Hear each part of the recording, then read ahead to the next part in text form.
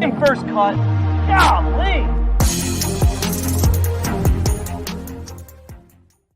Welcome to the First Cut Podcast. I'm Rick Gehman, and this is your round 3 recap for this week's Tour Championship. And joining me to break it all down, it's Mark Immelman. Mark, you hurried back, you scurried back from the course just to talk to us, and for that, we appreciate you.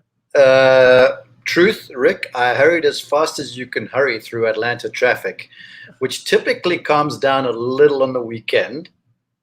But we had that little Alabama somebody game down the road in Mercedes-Benz Stadium. So it was hair-raising coming back, but we made it, and it's good to be on with you, man. Alabama, Miami is the somebody that you were looking for. Miami. That game is a blowout. Mark, before we jump into the top of the leaderboard here, you're our eyes, you're our ears, you're our feet on the ground. How is Eastlake playing this week? And with 18 holes to go, what do you expect for tomorrow? You know, Rick, it's playing incredibly well given Hurricane Ida and the remnants thereof tracking north and west of town. I caught up with the rules officials earlier this week, and they said Monday they took about an inch worth of rain, and the place was pretty well saturated when I was out here Wednesday afternoon, sort of hosting, emceeing that charity match with Justin Rose and Andrew Jones and Warwick Dunn and Mariah Stackhouse. And there were a bunch of, tracks in the rough from standing water, and the place has just dried out and starting to play really well. We had the balls not really rolling out rounds 1 and 2, some mud on golf balls at times. Today, I started to see balls running in the fairway. The greens have been immaculate the entire time. I mean, when I spoke with players Wednesday afternoon, all of them were shocked given how wet the golf course was from tee to green, how firm and fast the greens still were.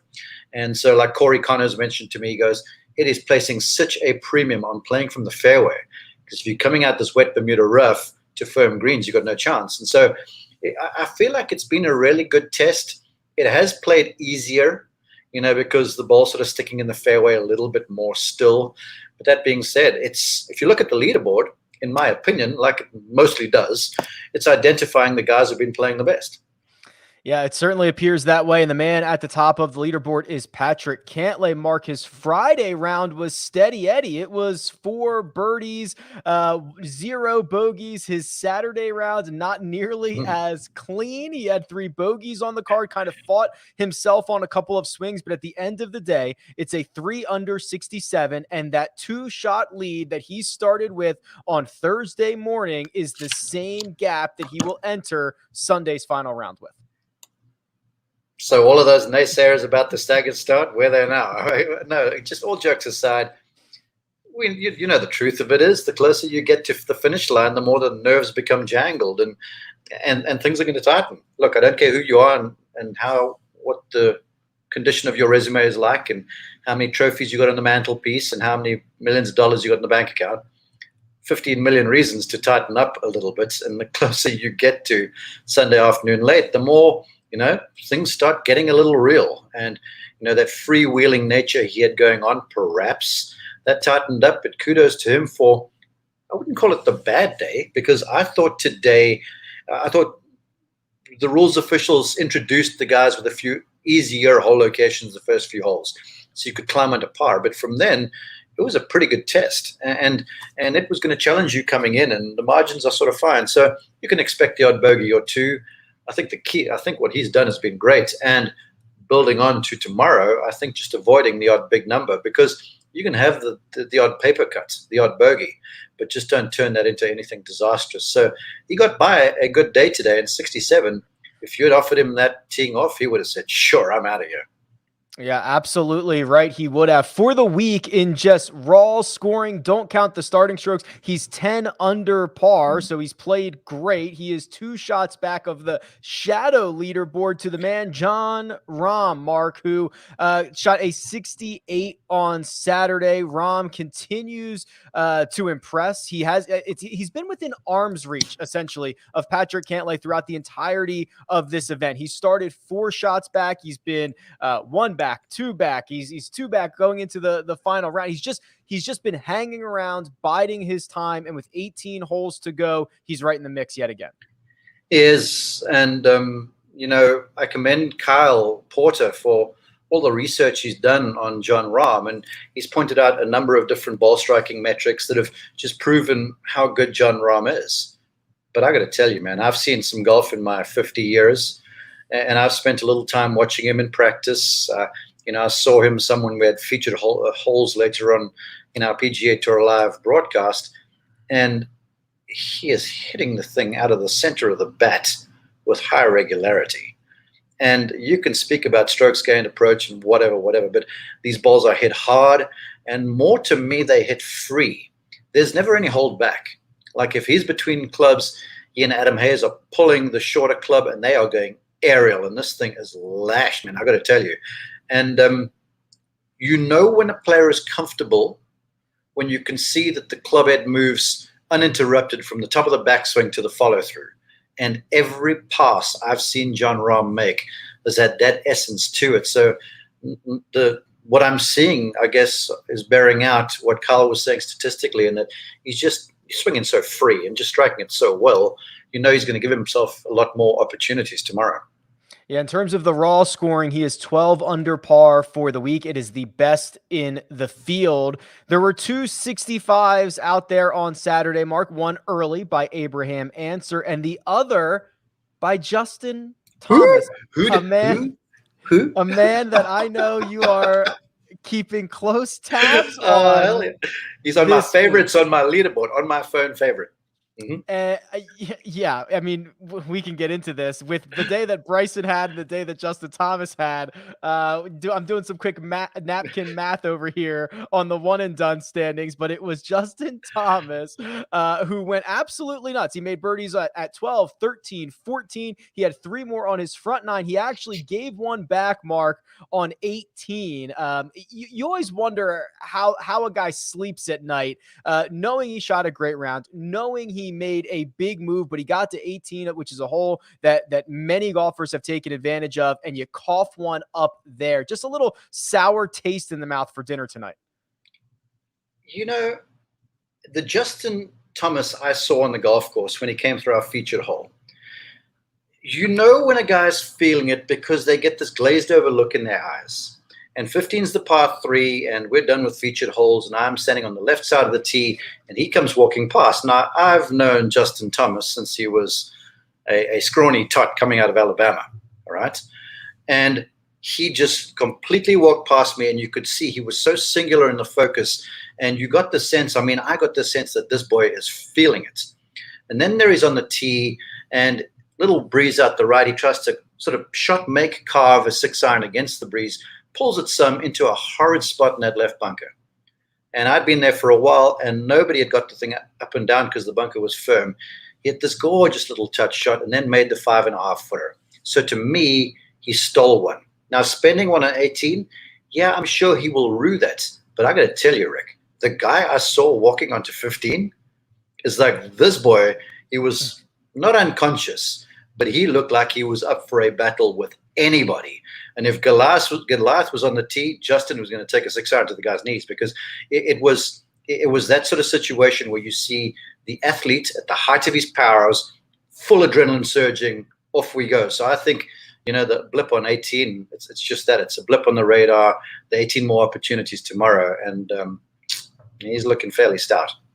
He is. If he wants to win, he's going to have to get busy. He's 5 shots back, and according to our friends over at Caesars, Mark, he is 10-1 to win the Tour Championship. They are focusing on the 2 golfers at the top. Patrick Cantlay, -125, a little bit better than a coin flip to win the Tour Championship and the FedEx Cup, while Jon Rahm remains 2 back, and he is +140. Now, we've seen all week long, even before the week started, Mark, odds makers have been dying to get Jon Rahm in here as the favorite. He opened as the favorite, even though the co-favorite, even though he was 4 shots back of Patrick Cantlay. Anytime throughout this event he has gotten within a shot, they have essentially made him the favorite. So it doesn't appear that our friends over at Caesars are too worried about this 2-shot lead, but we've only got 18 to go here, Mark.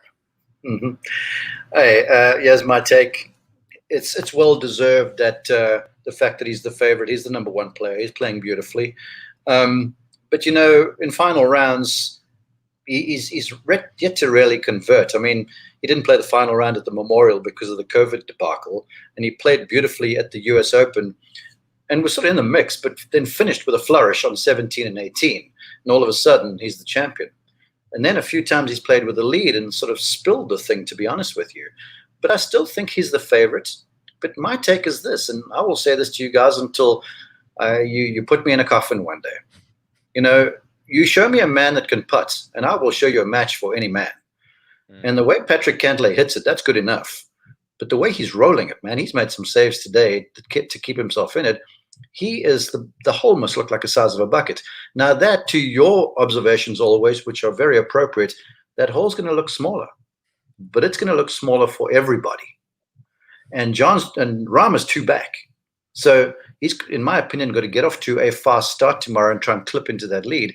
Because I think if Cantlay maybe nips 1 back and gets like 3 ahead with a few holes to go, he just doesn't look like he's likely to back down. He really doesn't, because he's driving it good. The irons are good enough. He smiled at me walking off the tee, which was surprising because he hardly ever smiles on the golf course. And that sort of said to me, I'm like, whoa, this is a different dude. So, yeah, Rahm should be the favorite, but Cantlay is not going to be an easy out. You just have that effect on him, Mark, that you can get a smile. You can get a smile out. No, I've been watching. I mean, obviously, I've watched a lot of this in Patrick Cantlay because he started in the lead. We've seen probably televised every single one of the shots that he has hit this week, which is rare, right? To see every single shot that a player hits over 4 days, but we're essentially getting it here. I think his speed control on these greens has been magnificent. Even the ones that he misses, he's got the pace on. He doesn't seem to be making any big mistakes with the flat stick. We went back, you go back to last week where he had literally the greatest putting week ever recorded in the ShotLink era. I mean, he's feeling it with the flat stick. He must feel like he's in complete control with that club. And I made the observation in our booth at the time when I was out there on 15. You've got Mark Wilson, who's won 5 times on tour, Bill Kratzit, who's seen the comings and goings, multiple winner on the tour, and he's called golf on the golf course since Moby Dick was a minnow. So Bill knows his stuff, okay? And I said to them, they'd said something about Cantlay, and then I said, what's amazing is how that flat stick, that putter, the shortest club in the bag, has this knock-on effect throughout the bag. And both of them almost spoke over each other as they were like, you're absolutely right, and especially under pressure. If you are that guy who's leaving yourself, the pace control now argument, those stress-free pars, you lag it up there, you put the par on the card, your competitor is struggling from 4 feet, that just, it keeps the momentum going on. Then you miss a green, you chip it up there 5 feet, you make, like on the first hole of the day, he made like 10 feet for par, and he'd been all over the joint.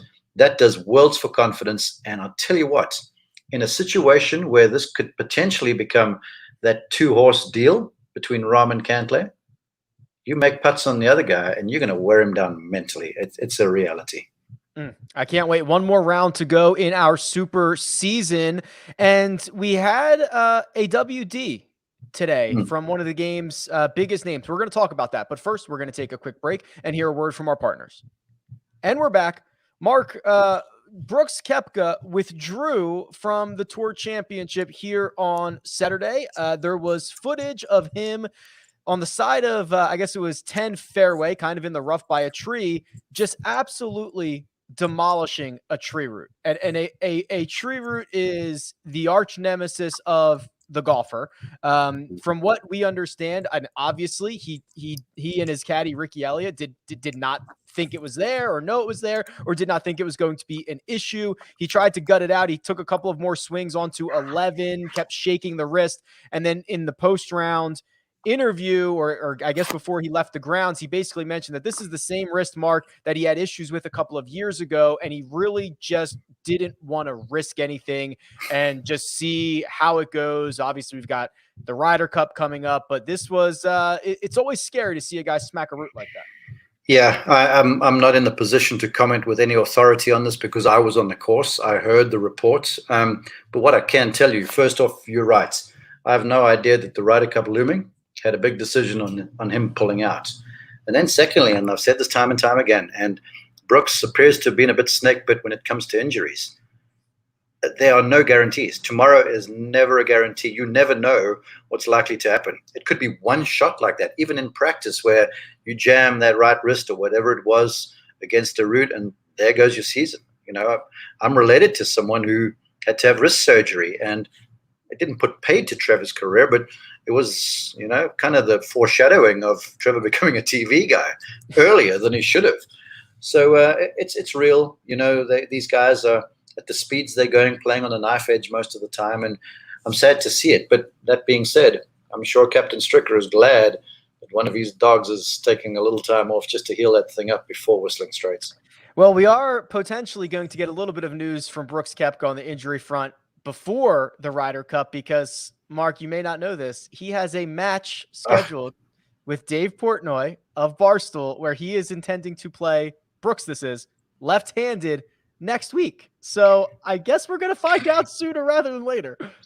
Well, I guess you'll find out if it's a BS story or not if he goes ahead and plays. Now, I know they're raising money for charity. That's a big deal. And I know it's a lot of money that they're playing for. It was $250,000 or something like that, right? I think that's right. Yeah. So it's a pretty penny. So, yes, there's a lot of good that can be gained from this. But if we're taking the managerial view and we're looking down the track some, he should bow out, say, look, Dave, I'm going to concede. You won by default. Here's $250,000 to whatever charity. Let's go ahead and play the Ryder Cup. Well, we shall see, and we shall see how the Tour Championship wraps up. 18 holes to go. We'll be back after the final round to break it all down. But for wait, don't you go anywhere now. What do you got? I know you've done the arithmetic. What's happening with Bryson and JT and Cam Smith, right? Huh? All right, so I believe you are. You started the week, I believe, 1.1 back. Don't quote me on that, but I'm pretty sure that's what you started. And the payouts are large. So the difference between third, a solo third, which would be, let's see here. Okay, you started 1.1 million back. The payouts for solo third would be 1.2 million.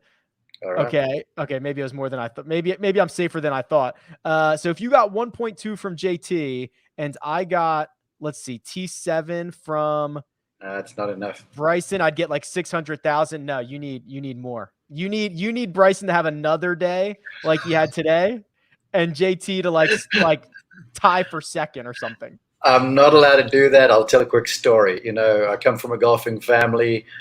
My mom has been an avid golf watcher all of her life, and my brother was in contention somewhere. It was still early in his career, and I was the coach, and we were walking along, and he was in the final group, I think it was, and the guy who was ahead of him makes double. And I looked at my mom. I'm like, this is good news. Yes, under my breath. I'm sorry, people. And my mom, actually, now I don't know, 29, 30, whatever the case might be. She grabs me by my ear and she says, don't you ever do that again. And I'm like, what do you mean? And she looks at me, she goes, that boy has a mother who wants to throw up somewhere behind a bush right now. And I was like, yes, ma'am. And so I'm sort of respectful of her, but still, Bryson, do me a favor tomorrow. Thanks, man. Yeah, Bryson's got a lot of money, Mark. Yeah, listen, he's going to play a volatile strategy. Sometimes it goes wrong. We'll see how it goes. All right, we'll be back tomorrow evening to break it all down and see the final one and done results for this season. But for now, let me thank producer Jacob. He does all the hard work behind the scenes. That right there, Mark Immelman. You can find him at Mark_Immelman, and you can find me at Rick Run Good. This has been The First Cut, and we'll catch you next time.